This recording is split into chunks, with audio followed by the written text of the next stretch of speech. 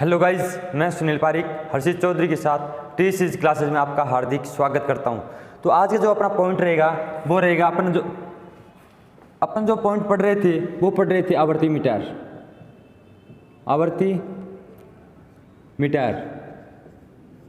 यानी कि जो अपने आवर्ती मीटर होते हैं वो तीन प्रकार के होते हैं। जो पिछले वाले वीडियो के अंदर अपने बात की थी वो की थी मैकेनिकल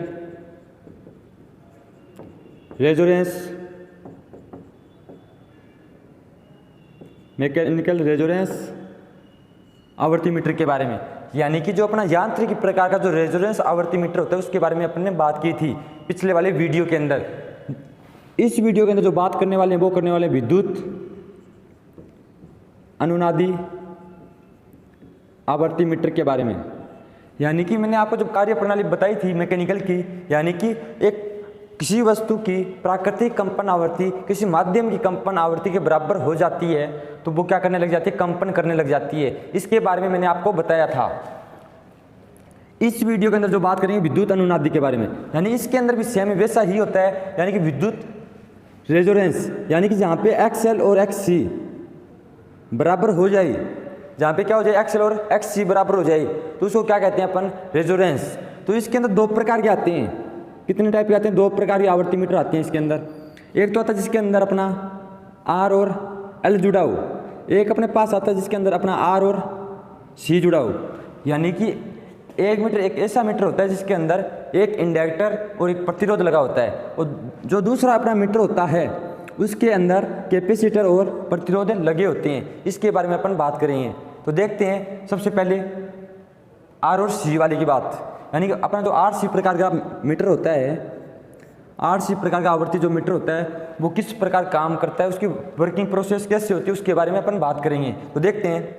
तो देखिए, ये अपना विद्युत डायनामिक आवर्ती मीटर, यानी कि जो अपना R और C प्रकार का जो मीटर होता है, यानी कि जिसके अंदर प्रतिरोध और कैपेसिटर यूज किए जाते हैं, उसको अपन क्या बोलते हैं, विद्युत डायनामिक प्रकार का आवर्ती मीटर। इसके बारे में अपन बात करते हैं। तो देखते हैं यहाँ पे मेरे पास क्या है, दो स्थायी चुंबक N पोल और S पोल।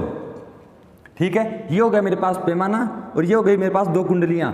ये कुंडलियाँ किस प्रकार की होती है, इस प्रकार की। ठीक है, मैंने इनको इस प्रकार से होती है, इस प्रकार से, और मैंने इनको बनाने के लिए इस प्रकार से दिखाया है। और इनके बीच में क्या होता है, धुरा मतलब स्पिंडल, जिसके ऊपर क्या जुड़ा हुआ होता है, संकेतक सामान्य अवस्था में 50 के ऊपर स्थिर रहता है, क्योंकि अपने इंडिया में जो आवृत्ति होती है वो कितनी होती है, 50 हर्ट्ज आवृत्ति। ठीक है, और यहाँ पे मेरे पास क्या, ब्रिज रेक्टिफायर।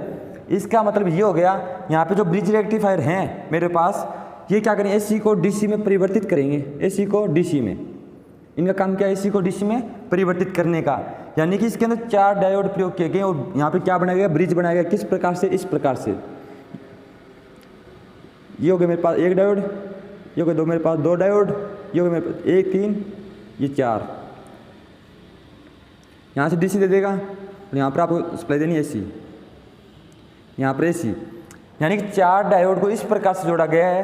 देखिए, यहाँ पे 1 डायोड है, यहाँ पे 1 डायोड। इनके मतलब जहाँ पे S समान सिरे मिलते हैं वहाँ पे AC देनी है आपको। ठीक है, जो समान सिरे उधर से आपको क्या मिल जाएगी, DC। जो ये वाला सिरा है पेंट वाला, यहाँ से आपको क्या मिलेगा, पॉजिटिव, और यहाँ से क्या मिलेगा, नेगेटिव। इस प्रकार से यहाँ पे क्या लगाया गया, ब्रिज रेक्टिफायर। यहाँ से क्या आ रही है आपकी AC, और यहाँ पे कैपेसिटर का यूज किया गया है। एक कुंडली के श्रेणीक्रम में क्या लगाया गया है, प्रतिरोधक R। अब ये क्यों लगाए गए, इनकी वर्किंग क्या होती है, लगाने की क्या वजह रही होगी, इसके बारे में अपन बात करते हैं। देखिए, जब मान के चलिए मेरे यहाँ पे क्या आएगी, AC विद्युत धारा। क्या आएगी, AC विद्युत धारा। तो ये ब्रिज रेक्टिफायर क्या करेगा, AC को DC में परिवर्तित करेगा, परंतु उससे पहले क्या आ गया मेरे पास, कैपेसिटर और प्रतिरोध आ चुके हैं। यानी कि कैपेसिटर में कैपेसिटिव रिएक्टेंस XC का जो फॉर्मूला होता है वो क्या होता है, 1/2 पाई FC। यानी कि यहाँ पे जो आवृत्ति होती है वो किसके समानुपाती होती है, मतलब आवृत्ति बढ़ेगी तो XC का मान घटेगा, यानी आवृत्ति घटेगी तो XC का मान बढ़ेगा। विलोमानुपात का संबंध होता है किसके साथ, कैपेसिटिव रिएक्टेंट्स के साथ। यानी जब आवृत्ति बढ़ती है, ये बढ़ेगी, तो कैपेसिटिव जो रिएक्टेंट्स है, यानी इसका जो प्रतिरोध है X, यानी प्रतिरोध होता है किसका, कैपेसिटर का। यानी आवृत्ति बढ़ी, इसको क्या कर देगा, पास कर देगा। ये आवृत्ति घटेगी तो इसको क्या कर लेगा, रोक लेगा। ठीक है, ये संबंध किसके साथ होता है, इसके साथ। जब मान के चलिए मेरे पास क्या, 50 हर्ट्ज आवृत्ति, इन दोनों को शुरुआत में इस प्रकार लगाया जाता है कि अपना जो संकेतक है वो कहाँ पर है, हमेशा सामान्य स्थिति के अंदर 50 के ऊपर रहे, क्योंकि अपने इंडिया में जो आवृत्ति होती है वो कितनी होती है, 50 हर्ट्ज होती है। जब मान के चलिए मेरी 50 हर्ट्ज आ रही तो यहाँ पे संकेतक कहाँ पे रहेगा, 50 के ऊपर, इसका और इसका, यानी यहाँ पे एक्स सी का मान बराबर होगा किसके, आर के। एक्स सी और आर का मान क्या हो जाएगा, बराबर हो जाएगा। अब बात किसी करता हूँ, मान के चलिए एक्स सी, अब यहाँ पे जो आवृत्ति थी वो बढ़ के कितनी हो गई, 60 हर्ट्ज हो गई, यानी मैंने 10 आवृत्ति बढ़ा दी इधर। जब 10 आवृत्ति मैं बढ़ाऊंगा, अब आप सभी को पता है आवृत्ति बढ़ती है, एक्स सी का मान क्या हो जाएगा, घट जाएगा, यानी एक्स सी का मान तो क्या हो जाएगा, घटकर कम हो जाएगा, परंतु प्रतिरोध का मान क्या रह जाएगा, ज़्यादा। प्रतिरोध का मान क्या रह जाएगा, ज़्यादा रह जाएगा एक्स सी की अपेक्षा। यहाँ से आपको पता लग गया होगा भाई एक्स सी क्या हो जाएगा, घट जाएगा, और प्रतिरोध क्या रहेगा, ज़्यादा। प्रतिरोध चेंज नहीं होगा। जब यहाँ पे मान लो करंट जा रही है तुम्हारे पास, तो जब एक्स सी का यानी कैपेसिटिव रिएक्टेंस का मान जब कम होगा, इसके अंदर करंट का मान क्या हो जाएगा, बढ़ जाएगा। क्यों बढ़ जाएगा, क्योंकि एक्स सी अपने पास क्या होता है, एक प्रकार का प्रतिरोध ही होता है, जो करंट के मार्ग में क्या करता है, बाधा उत्पन्न, जो सिर्फ एसी के ऊपर होता है, डीसी पर नहीं होता। तो यहाँ पे करंट का मान क्या हो जाएगा, कम। तो इसका जो चुंबकीय क्षेत्र है इस कुंडली का, यानी कुंडलियाँ इस प्रकार से लगाई गई है अपने पास, इस प्रकार से क्या लगाई गई है, कुंडलियाँ। तो इस कुंडली का चुंबकीय क्षेत्र यानी मैग्नेटिक जो फील्ड है वो क्या हो जाएगा, कमजोर। परंतु अपने पास प्रतिरोध चेंज नहीं हुआ था, यानी कि आवर्ती परिवर्तन से प्रतिरोध के ऊपर कोई प्रभाव नहीं पड़ता, क्योंकि प्रतिरोध एसी और डीसी पे समान काम करता है। तो यहाँ पे जब जो पहले करंट जा रही थी, मान के चलिए 2 एम्पियर, इसके पास भी पहले 2 एम्पियर जा रही थी 50 हर्ट्ज आवृत्ति के ऊपर, परंतु जब आवृत्ति बढ़ी तो यहाँ पे इसका प्रतिरोध क्या हो गया, कम हो गया। इसके पास करंट का मान कितना हो गया, मान के चलिए 3, तो इसके पास करंट का मान कितना हो गया, 3 हो गया, परंतु इसके पास कितना है, 2, यानी कि ये कमजोर हो गया। अब मैंने आवृत्ति बढ़ाई, अभी आवृत्ति बढ़ाऊंगा तो इसका प्रतिरोध क्या हो जाएगा, कमजोर। यहाँ पे करंट का मान बढ़ जाएगा, परंतु यहाँ पे करंट क्या रहेगी, कम। ठीक है, जब यहाँ पे करंट कम रहेगी, इसका मैग्नेटिक फील्ड क्या रहेगा, कमजोर, परंतु इसका मैग्नेटिक फील्ड क्या हो जाएगा, मजबूत, क्योंकि करंट का मान जहाँ पे ज़्यादा होता है मैग्नेटिक फील्ड वहाँ पे उतना ही मजबूत बनता है, और यहाँ पे अपना मैग्नेटिक फील्ड क्या रहेगा, कमजोर। तो आपको पता है यहाँ पे जब मैग्नेटिक फील्ड मजबूत बनेगा, यहाँ पे मेरे पास पोल है N, तो ये इसको क्या मारेगा, प्रत्याकर्षण करेगा, और इसको क्या कर देगा, उधर टकरा देगा, यानी कि उधर क्या करेगा, धक्का देगा इसको, और ये अपने जो संकेतक है वो इधर की तरफ रोटेट करेगा। अब मान के चलिए मेरे पास आवृत्ति क्या हो गई, पहले बड़ी थी, अब घट के कितनी हो गई, 40। मेरे पास आवृत्ति कितनी हो गई, 40। जब मेरे पास आवृत्ति यानी एफ का मान घटता है, क्या हो गया, एफ घट गई, तो एक्स का मान क्या हो जाएगा, बढ़ जाएगा। यानी जब एफ घटी तो एक्स का मान क्या हो गया, मेरे पास बढ़ गया। अब जब इसका मान बढ़ जाएगा तो यहाँ पे करंट का मान क्या हो जाएगा, कम, परंतु प्रतिरोध के पास तो मेरी 2 एम्पियर जा रही थी, यानी प्रतिरोध के मान के ऊपर कोई परिवर्तन नहीं पड़ता, किसका, आवृत्ति का। चाहे अपने आवृत्ति घटे या बढ़े, प्रतिरोध जो अपने होता है आर, वो उसी प्रकार काम करेगा जिस प्रकार 50 हर्ट्ज के ऊपर करता है 0 पर, डीसी पर करता है, चाहे एसी पर, समान प्रकार से क्या करता है, काम करता है। प्रतिरोध के ऊपर आवृत्ति परिवर्तनों का प्रभाव नहीं पड़ता, इसीलिए प्रतिरोध को ओमिक प्रतिरोध बोला जाता है। ओमिक प्रतिरोध का मतलब ये होता है कि ऐसे प्रतिरोध जो एसी और डीसी पर समान काम करते हैं वो ओमिक प्रतिरोध कहलाते हैं अपने। ठीक है, यहाँ पे ये ओमिक प्रतिरोध ये एक प्रकार का, और यहाँ पे मेरे पास जब आवृत्ति घटी तो एक्स का मान क्या हो गया, बढ़ गया, यानी इसका मान क्या हो गया, बढ़ गया। जब इसका मान बढ़े यहाँ पे करंट क्या हो जाएगी, कम। सामान्य अवस्था में यहाँ पे करंट जा रही थी 2 एम्पियर, और यहाँ पर होगी थी 3 परंतु यहाँ पर कितनी हो जाएगी, मान के चलिए घटकर कितनी हो गई, 2 से 1 होगी, कितनी हो गई, 1। ठीक है, ये सी की बात है, ये आर की बात है, पर तो आर के अंदर तो 2 एम्पियर जाएगी भाई। आर का जो प्रतिरोध है उसमें कोई परिवर्तन नहीं हुआ था, यहाँ पे कितनी जा रही, 2 एम्पियर, यानी कि आर की करंट क्या, 2 एम्पियर, और आपकी इसकी करंट कितनी हो गई, 1 एम्पियर। जब इसकी करंट 1 एम्पियर हो गई अपने पास, तो इसका जो चुंबकीय क्षेत्र है, मैग्नेटिक फील्ड है इस कुंडली का, वो क्या हो गया, कमजोर, परंतु इसकी अपेक्षा इसका क्या रह गया, मजबूत। यानी कि इसका मैग्नेटिक फील्ड कमजोर है, इसका मजबूत है। ये मजबूत होने की वजह से अपना एस क्या करेगा, धक्का देगा, किसको, इसको, यानी इसको दूर भगाएगा अपने से। तो यहाँ से क्या होगा, इसके पास ये जब ये इधर भागेगी तो ये पूरा भाग है वो इधर घूम जाएगी, इधर की तरफ, और जो अपना संकेतक है ये वाला वो किधर रोटेट करेगा, इधर की तरफ। तो अपना आवृत्ति क्या कर देगा, इधर दिखा देगा। जितनी यहाँ पे मतलब अपनी आवृत्ति बढ़ती घटती, उसी प्रकार एक्स सी के मान में क्या होगा, परिवर्तन होगा, उसी प्रकार क्या दिखा देगी, ये आवृत्ति दिखा देगी। ये था अपना विद्युत डायनामिक प्रकार का मीटर।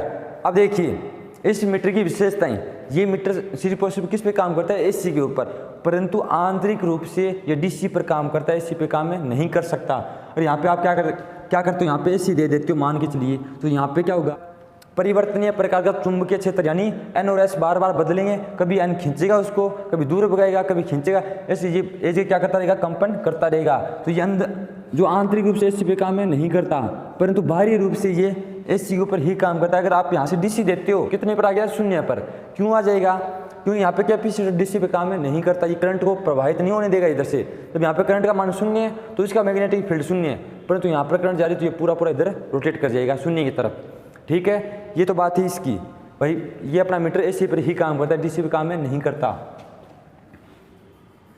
अब बात करता हूँ वोल्टेज परिवर्तनों का इस मीटर पर प्रभाव नहीं पड़ता।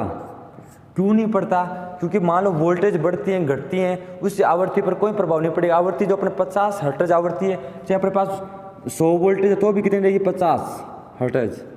अगर मेरे पास 300 वोल्टेज हैं तो भी कितनी रहेगी, 50 हर्ट्ज। अगर मेरे पास 11,000 वोल्टेज हैं तो भी आवृत्ति कितनी रहेगी, 50 हर्ट्ज। यानी कि वोल्टेज में परिवर्तनों से आवृत्ति के ऊपर परिवर्तन नहीं होते हैं।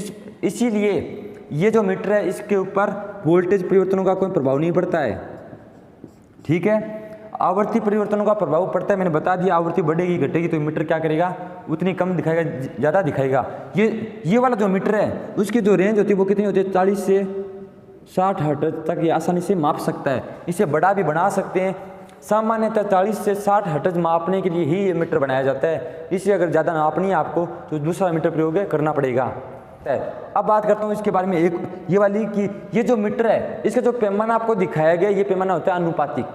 अनुपातिक का मतलब बराबर अनुपात में बंटा हुआ होता है ये पैमाना, यानी कि लीनियर। अपने इसको लीनियर भी बोल सकते हैं, रेखीय पैमाना भी बोल सकते हैं।